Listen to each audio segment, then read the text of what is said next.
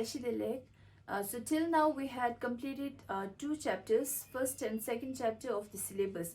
So before moving on to the next chapter, I wanted to quickly discuss on the syllabus so that you get a clear idea of how many chapters do we have in our syllabus. Okay, so first I will just write down how many units we have in our syllabus.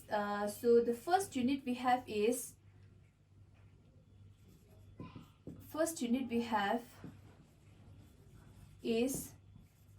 relations and function. Okay, and in this unit we have two chapters which are the first chapter, that is relation and function, and second we have inverse trigonometric function. So these two chapters comes in the first unit, that is relation and function. Second unit we have is matrices and determinant.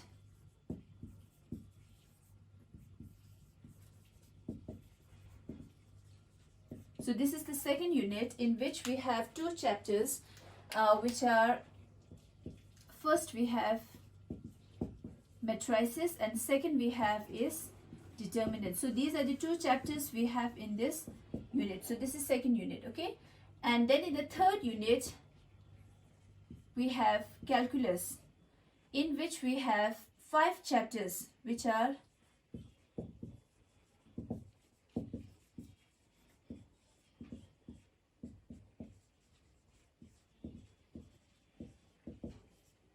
continuity and differentiability. Second we have is application of derivatives.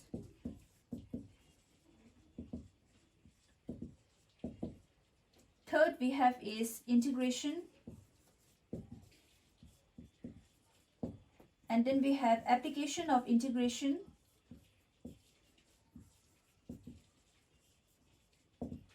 And then we have differential equations.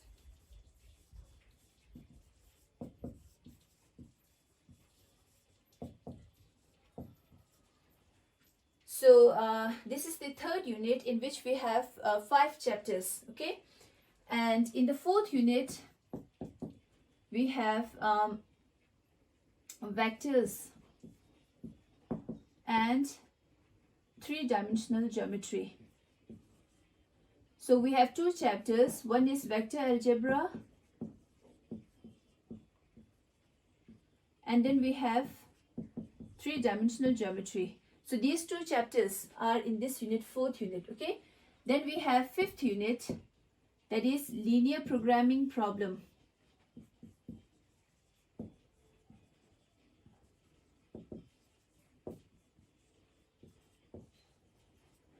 So this unit, we have the unit itself is a chapter. Okay, so linear programming problem, this chapter, it is one whole unit. And then we have sixth unit, that is probability. So these are the 6 units we have. Okay, so probability, that is one chapter which is itself one unit. Okay, so we have these 6 units. Unit 1, 2, 3, 4, 5, 6. Okay, now as per the latest CBSE instruction, they had made some changes in the syllabus, but that changes is very small. They had removed only one small topic from this chapter, probability. Okay, rest is same as per till date, right? So this is the changes they had made, but in future if they made another some changes, then I'll keep you updated. But right now till date, the only changes, they had removed one small topic from this chapter. Remaining is same. Okay, so now we had completed this first unit, that is relation and function. We had completed these two topics, right? So 2 chapters. Now instead of starting from the second unit, I'm going to start with the third unit, calculus, because these 2 units are directly related, right? So right now it's fresh that we had studied this unit, so you are clear with all the concepts, right? So therefore after this unit, directly I'm going to start calculus. Okay, so this calculus unit, it carries 44 marks, and this unit it carries 10 marks, right? So these two unit almost carries half of the syllabus, right? So therefore these two are very important units, right? So I'm going to start with the third unit. So today I'll be starting with the first chapter, that is continuity and differentiability, right? So I'll start from the third unit. So in total we have 2, 4, 9, 10, 11, 12, 13. So we have 13 chapters in a syllabus, right? And which are divided into 6 units, but we have 13 chapters, okay, out of which we had completed 2 chapters. So we are still having 11 more chapters, right? So now I'm going to start with the first chapter of the third unit, that is continuity and differentiability. So today we will be starting with this unit, okay?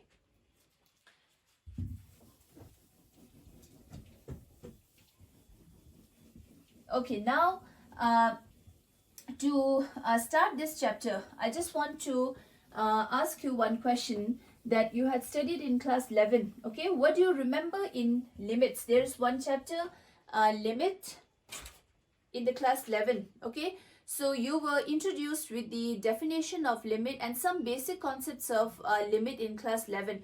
So we will be needing that concept in this chapter, continuity and differentiability. Okay, so we are going to start with the first chapter with of the calculus unit, that is continuity and differentiability.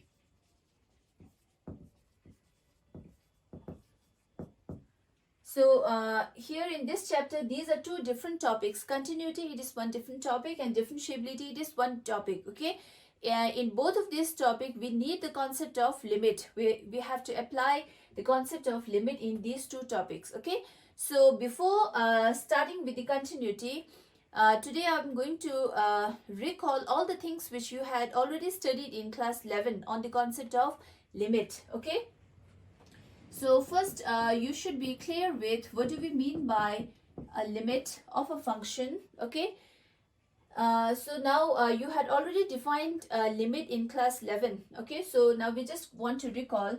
So graphically I'll try to show you what do we mean by limit, right?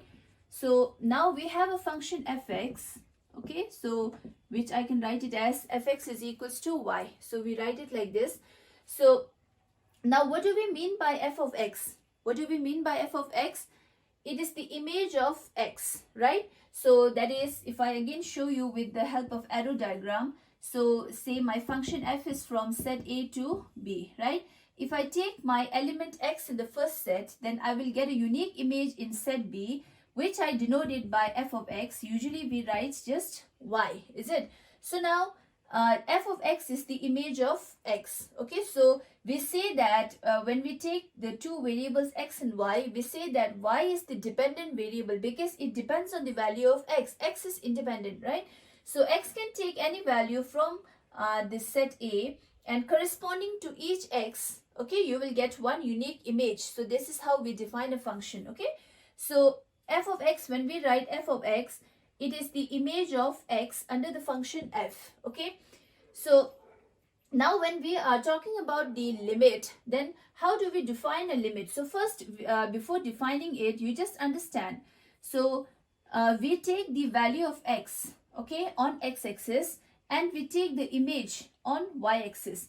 So graphically we'll try to see. Okay, so we take the independent value on x and we take the image, its image, that is y or f of x on y-axis. Okay, so now if I define my function fx as 2x, let this be a polynomial function. I'll take one, this is one example. Okay, so now here we have f of x is equals to 2x, which means if you take element x here, its image will be here. When I take x, you get image here. This is 2x, right? Now this set can contain any element. So suppose if I have 1 here, then its image here will be 2 into 1, that is 2. Its image is 2. If I take here 2, then what do I get here? 2 into 2, that is equals to 4. So 4 will be its image. If I take 3 here, then what do I get here? 2 into 3, that is 6. So this is how my function is defined, 2x. Okay, so you can see that the value of fx or the value of y, it depends on the value of x. As you change the value of x, you get different values for y. So we say that y is the dependent variable and x is the independent variable. Okay. So now if I take f of 1, then what do I get? 2 into 1, that is 2. Okay. If I take f of 1.5, then what do I get? 2 into 1.5, that is 3, right? If I take f of 1.6, then what do I get? 2 into 1.6, that is 3.2, right? If I take f of 1.7, then what do I get? 2 into 1.7, so I get here 3.4, right? Similarly, if I take f of 1.8, then what do I get? 2 into 1.8, so that is 3.6. If I take f of 1.9, then what do I get? 2 into 1.9, so that is 3.8. If I take f of 2, then what do I get? 2 into 2, which is equals to 4, right? Okay, now you can see at first I had taken x is equals to 1, then I had taken 1.5, then I had taken 1.6, which means I'm moving my x from starting from 1, okay, to, now you can see x is 1.5, or you can here also consider f of 0, so that is 2 into 0 is equals to 0, right? So 0, 1, 1.5, 1.6, 1.7, 1 point, which means my x is moving from 0 to 2, right? So x is moving closer and closer to 2. This is how we use the term when we are going to define the limit, okay? So here you can see that my x is moving from 0 and it is moving closer and closer to 2, right? So you can see that as x is moving closer to 2, right, the value of y, now this f of x means it is the value of y, or f of x you can say, as x is moving closer to 2, f of x is also moving 0, 2, 3, 3.2, 3.4, 3.6, 3.8 and 4, right? So you can see that as x is moving closer to 2, your f of x, that is the image of x, it is also moving closer to certain point. In this case, it is moving closer and closer to 4. You can see first it was 2, 0, then it was 2, then 3, 3.2, 3.4, 3.6, 3.8. At most, when x is 2, then it is equals to 4, which means as x is moving closer and closer to 2, your f of x is moving closer and closer to 4, right? So first you understand this. So I'll try to show you here. Say this is my 1 and this is 2, and here we have this is 1, 2, 3, and I'll extend this and I'll take it here 4, right? So okay, now when my x is equals to 0, f of x is 0, right? Okay, and my when x is equals to 1, my f of x is equals to 2. When x is 1, f of x is, when x is 1, f of x is 2. So that is 1, 2, right? So when f of x is 1.5, okay, so it was 3, okay, and when when x is 1.6, it is 3.2, right? So here you can see when x is 3.5, 3.6, 3.7, 3.8, 3.9. So then it is when it is 3.7, then it is 3.4, then it is 3.6, then it is 3.8, and then it is 4, right? So you can see this is my graph. It starts here. So you can see that you get this graph, okay? Now what you can see is as x is moving closer to 2, as x is moving closer to 2, you can see that f of x, its image is moving closer and closer to 4. You can see that as x is moving closer to 2, your f of x, that is the image of x, it is moving closer and closer to 4. Here in this case, it is moving closer to 4. As x is moving closer to 2, f of x is moving closer to 4, right? So then we say that as x is moving closer to 2, f of x will obviously move towards certain point. So that point where fx is tending towards, that point is called as the limit of the function when x is tending towards a point. So here in this case we are taking example as 2. So for this example I will say that as x tends to 2, f of x tends to 4, right? So therefore 4 is the limit of this function. So 4, when we say limit, so limit is the point to which your function or the image of x is tending towards as x tends to a certain point. Okay, so now with this example you can understand what do we mean by the limit. So as your independent variable x tends to certain point, as x tends towards certain point, f of x will tend to certain point. So this point is called as the limit of the function, right? So if you remember, we write like this.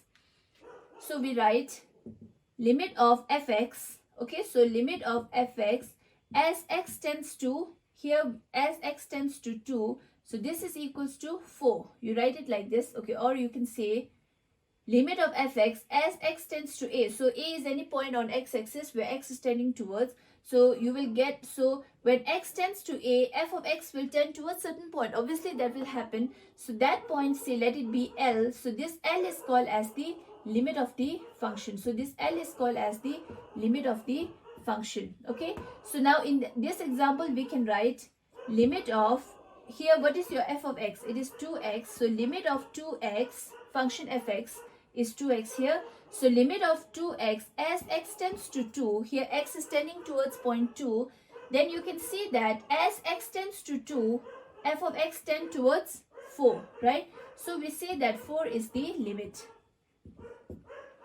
So that happens for every function, right? So as x tend towards certain point, obviously its image will tend towards certain point on y-axis. So that point is called as the limit of the function. So we write it like this. So limit of fx as x tends to a. So x tends to a means x is tending towards a point on x-axis. So as x will tend towards a, your f of x, what is f of x? It is the image of x. F of x will tend towards certain point. So that point is called as the limit of the function. So this is how we define limit. Okay.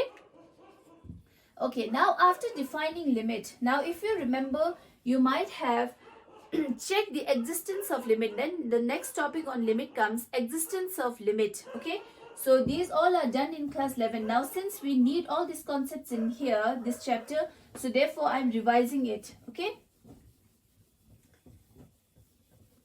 after defining limit, then we have the existence of limit. After defining limit, then we should know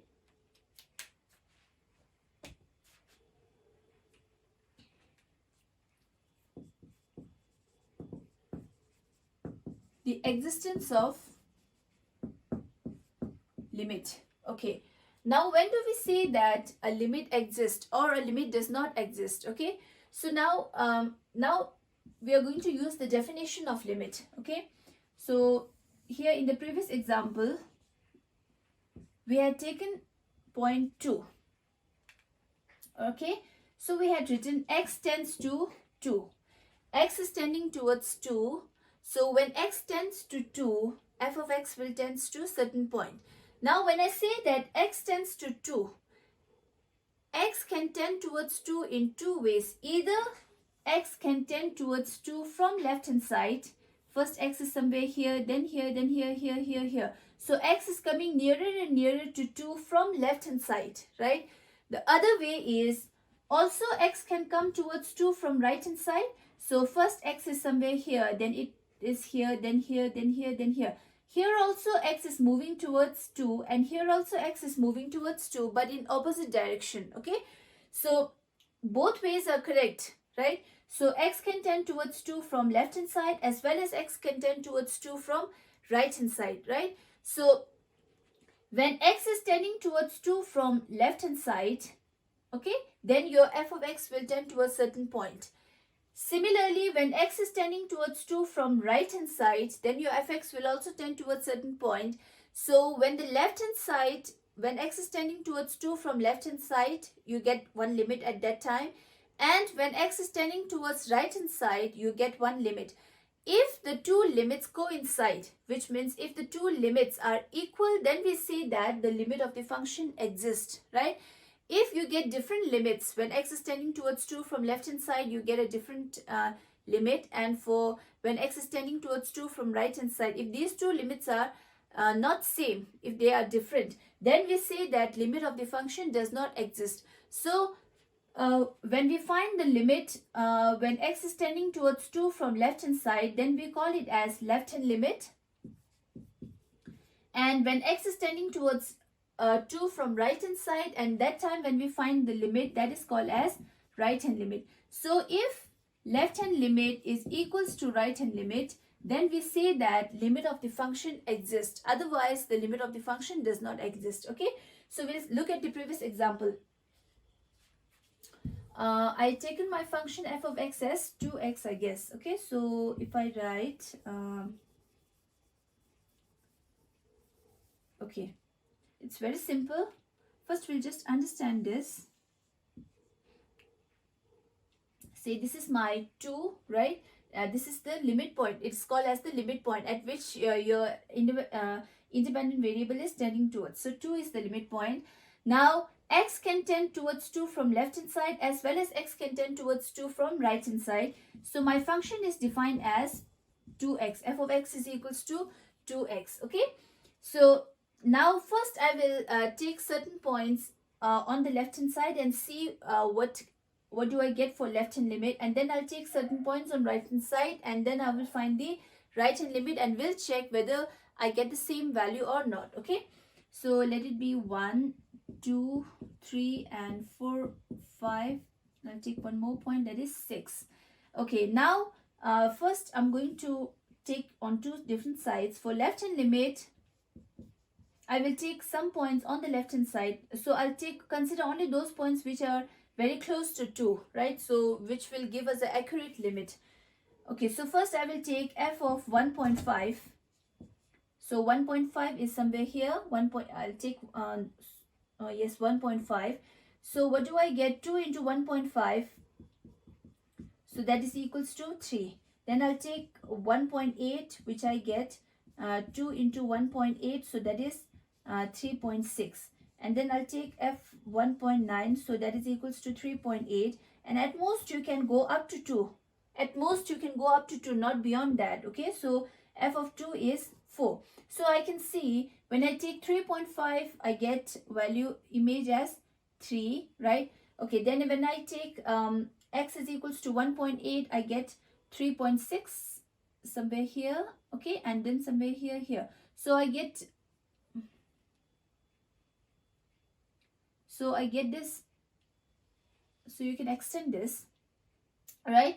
So you can see that when x is tending towards 2 from left hand side, first you had taken a point over here, then you had taken a point over here, here. So you can see that it is tending towards 4, right? So my left hand limit is equals to 4. Okay. Similarly, now I'm going to consider a few points on the right hand side so that I can find out right hand limit. So first I will take here, so 2.5. I'll not go too far from 2, okay, because I have to come nearer and nearer to 2. So I will take a point nearby 2 so that I can accurately get a limit. So first I will take 2.5. So my function is defined as same. So therefore f of 2.5, what do I get? That is equals to 2 into 2.5, that is 5. Then I have to come closer to 2. So I have to decrease the point. Then I will take 2.4, okay. So f of 2.4, what do I get? I get 4.8. Then I'll take f of 2.3. So what do I get? That is 4.6. And then I'll take f of 2.1, which is 4.2. And then I'll take f of 2, which is equals to 4. So on the right hand side, when you plot the graph, you will see that it is also tending towards 4. Okay. So when left hand limit is also tending towards 4, right? And right hand limit is also equals to 4, which means the limit of this function, it exists. Is that clear? So this is how we check the existence of the limit. So when we say that, when we simply define the function, we say that when x is tending towards certain point, f of x will tend to a point, and that point is called as the limit of the function. So this is the general definition of limit. But when we check the existence of limit, then we have to do in two ways. First, you will find the limit when x is tending towards that point from left hand side, and then similarly you will find the limit for the function fx when x is tending towards that point from the right hand side. Okay, so if these two limits coincide, if these two limits are same, then we say that the limit of the function exists, otherwise it does not exist. So this is how we check the existence of the limit. Okay, now I don't know how you might have did or how you use the method to check the existence of the limit. So I will not go in detail. I'll just show you one example. Okay, I'll give you this example. We will solve this together.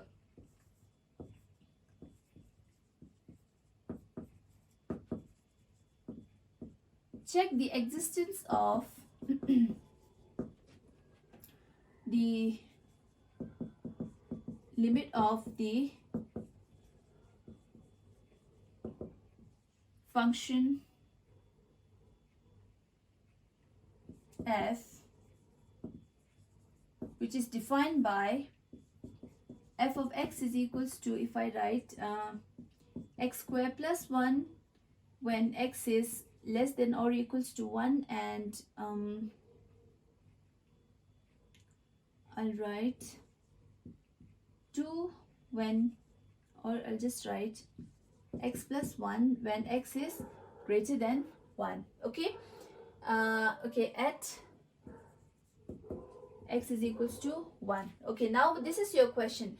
Check the existence of the limit of the function f, which is defined by f of x is equals to x square plus 1 when x is less than or equals to 1, and f of x is equals to x plus 1 when x is strictly greater than 1. And you have to check the existence of the limit at x is equals to 1. That is the limit point. Limit point is given as 1. In the earlier example, we had taken a limit point as 2. X is tending towards 2. Okay. So when you are asked to check the existence of the limit at x is equals to 1, which means you have to find out the limit when x is tending towards x is tending towards 1 from left hand side, and you have to find the limit when x is tending towards 1 from right hand side, and then we'll see whether these two limits are same or not. Okay, so first we have to find out left hand limit. Okay, so this is equals to, okay, now you look here, we write it like this. When we are finding out the left hand limit, then we write limit of the function, any function. Okay, or you just write limit of function fx as x tends to 1, right? Now if I just write x tends to 1, then this is the standard way. Okay, now here, since we are finding out left hand limit, we have to precisely write what is this x tends to 1. So we will write x tends to 1 raised to, you will write a negative sign here. Okay, so when I write x tends to 1 raised to negative, this means x is tending towards 1 from left hand side. So you remember that. So when x is tending towards 1 from left hand side, so this is the function. So now here my function defined in two ways. When the x is less than or equals to 1, then your function image is x square, or image of x is x square plus 1. Okay, when x is strictly greater than 1, okay, then your image is x plus 1. Okay, so this is how my function is defined, and I'm quite sure you are familiar with the representation of function in this type. Okay, so I think you will not face problem if I give you directly a question on this. Okay, now since my x is tending towards 1 from left hand side, now let me take it like this to explain.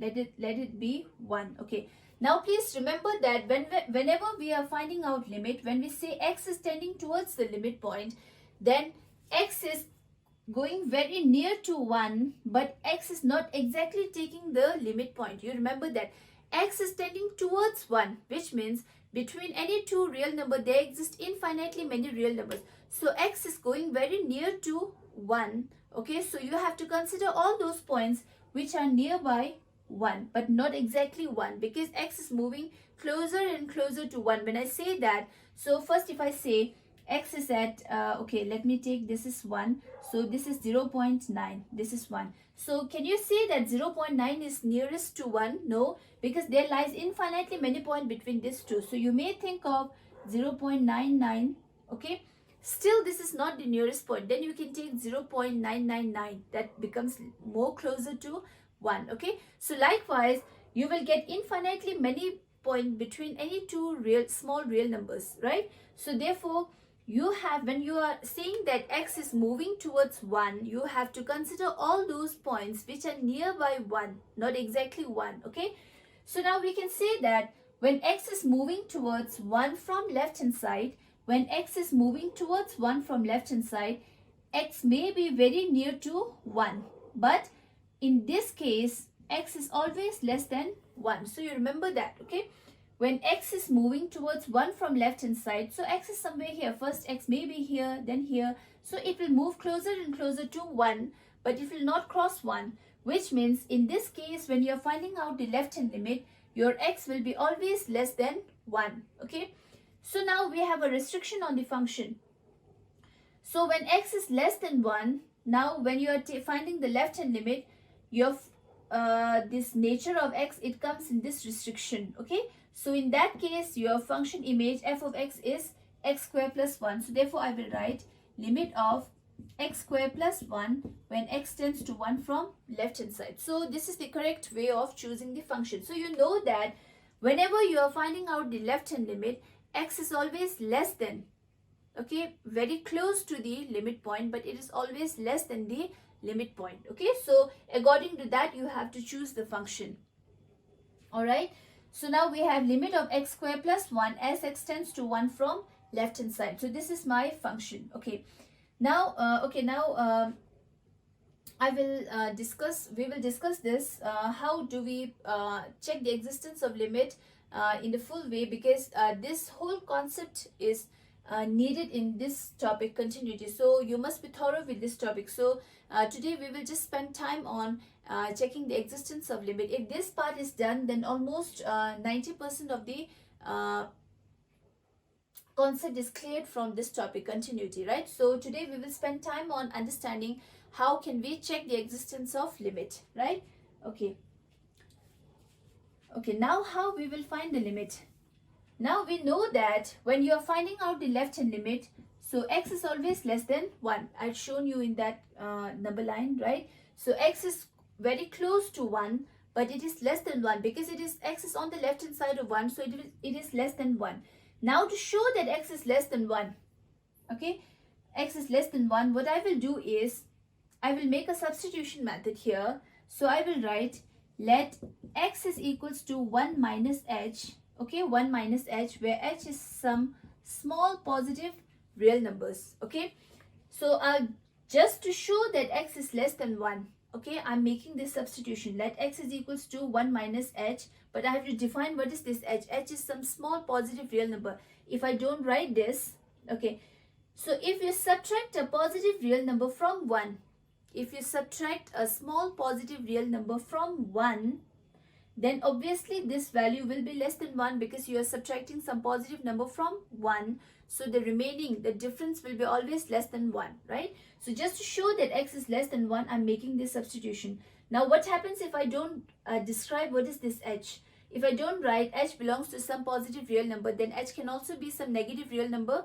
So if h is a negative real number, then 1 minus some negative real number, it means you have to add them. So it will be greater than 1, which contradicts this, right? So therefore always you have to describe what is your h. Okay, so that is x is equals to, now since my x is less than 1, to show that I'm using this, let x is equals to 1 minus h. Okay, so if x is equals to 1 minus h, right? So now x is tending towards, okay, as x is tending towards 1, now this is actually the thing. So this is my 1, okay, this is somewhere you have this, x is somewhere here. Now what is this h? H is the difference or the length of the interval between x and 1, okay? So as x tends to 1, as x tends towards 1, what will happen to this interval h? It will decrease, right? So at most x can reach 1, but it will not cross 1 because x is always on the left hand side of 1. Okay, so as x tends to 1, as x moves closer to 1, the interval, the length of the interval which is given by h, this h is the length of the interval, so h will tend towards 0.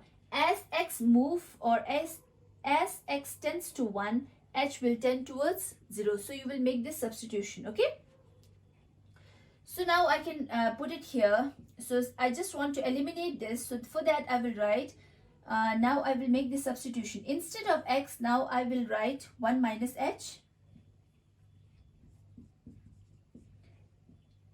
Instead of x, I will write 1 minus h, x square. So therefore I will write 1 minus h whole square plus 1 plus 1. Okay, now as x tends to 1, h tends to 0.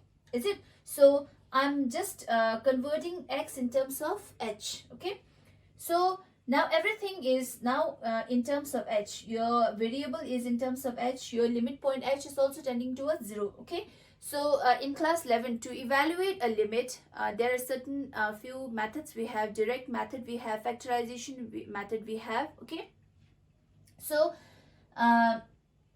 here you can directly substitute the limit point here. That is a direct method of evaluating a limit. So you put h is equals to 0 here. So what do I get? Now always remember that when you substitute the limit point, then you will stop writing this limit. Okay, till you are substituting the limit point in the variable, you have to continue writing this limit of the function as h tends to 0 or whatever limit point you are given. Okay, so now when you substitute it here, so then you will not write a limit. So I'm substituting it here 0. So then 1 minus 0 whole square, that is 1 square plus 1, so that is equals to 2. Now this is my left hand limit. Okay, now I want to say that directly from here, without making this substitution, okay, without making this substitution also, you can substitute 1 here and you will get directly 2, right? But the direct evaluation of a limit exists only for polynomial and some special functions. Okay, whereas when you consider modulus function and when you consider greatest integer function, for these functions to check the existence of the limit, without applying this substitution method, you won't be able to check the existence of the limit of those functions. Okay, so therefore I suggest you to always use this method while evaluating the left hand limit and right hand limit, so you will get a clear concept of how we have to solve it with okay. So after this you have to write this. After writing this, so you will write let x is equals to 1 minus h. So we know why we are writing 1 minus h, since x is less than 1. So to show that x is less than 1, I'm writing 1 minus h, where h is some positive real number. So when you subtract a positive real number from 1, x will be obviously less than 1. Okay, so and as x tends to 1, h is actually the interval between, length of the interval between x and 1. So as x tends to 1, as x move closer and closer to 1, the limit length of the interval h, it will tend towards 0. Okay, so after this making substitution, so you will convert everything in terms of h. So instead of x, you will take 1 minus h whole square h and everything. Okay, now we will find right hand limit.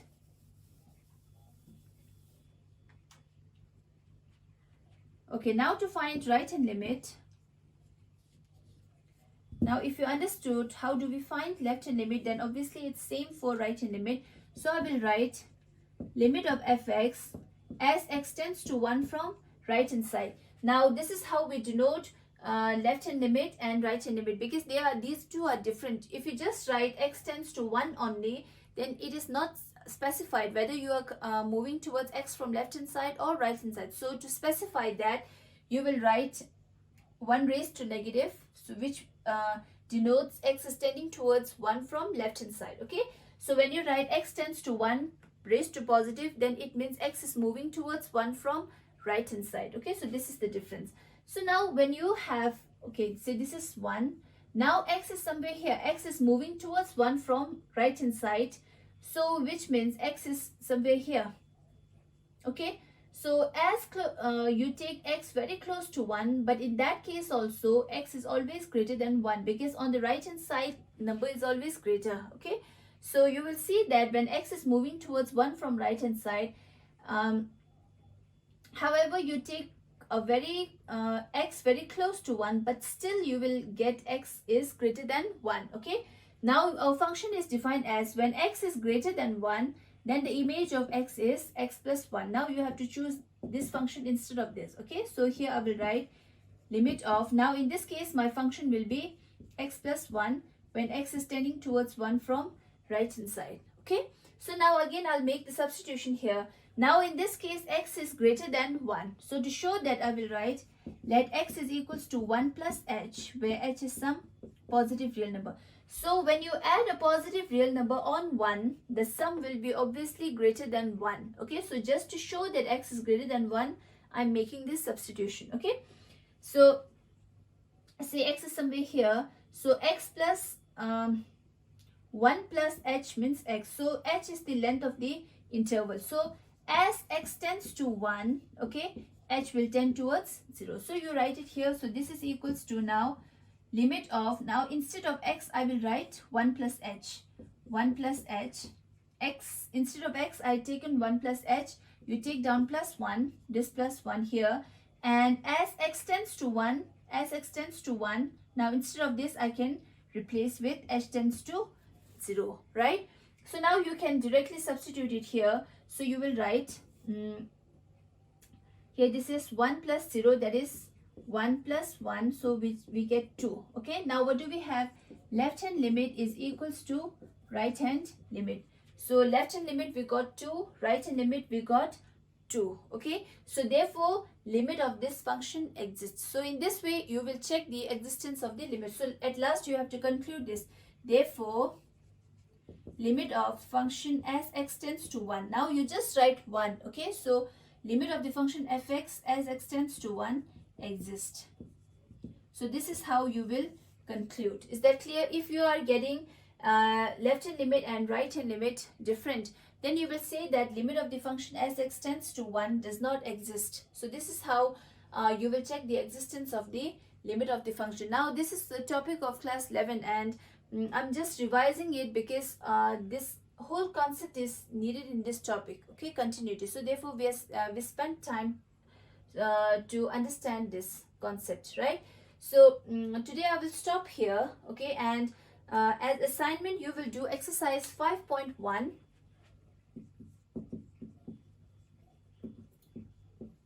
In exercise 5.1 the questions will be given as check the continuity. So you, instead of that, you will consider check the existence of the given function, right? So in that way you will solve exercise 5.1, and you will just consider those questions as to check the existence of the limit of those functions. So if the question is asked as check the continuity of the function, then you will skip that question and you will change that question to check the existence of the limit of the function, whatever function you are given. Okay, so in the next class we will continue with the topic continuity, and if you are clear with this concept, the existence of the limit, then almost 90% of the concepts are cleared from this topic. Okay, so there is 10% more new things to learn. On almost 90% you had already learned if you are clear with the concept of the existence of limit. Is that clear? Okay, so from exercise 5.1 you will do 3 or 4 questions just to check the existence of the limit instead of checking the continuity of the function. Okay, so I'll stop here and I'll see you in the next class. So till then, take care and stay safe. Thank you.